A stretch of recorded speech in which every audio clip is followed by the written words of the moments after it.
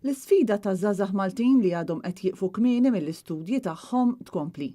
Din kienet waħda mill-isfidi li tul is-snin Gvern Nazzjonalista ħadem fuqha, tant li l-persentaġġ ta' dawk li ħallu l-iskola kmieni kien niżel minn 36% fl-2006 għal 20.8% fl-2013, tnaqqis ta' 16.8% fi żmien 7 snin.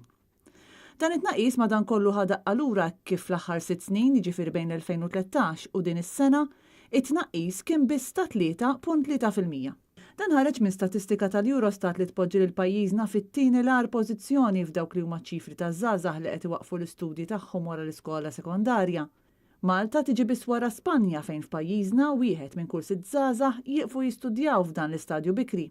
F'Malta bħalissa 17.5% taż-żgħażagħ qed jitilqu mill-bankijiet tal-iskola ta' età żgħira.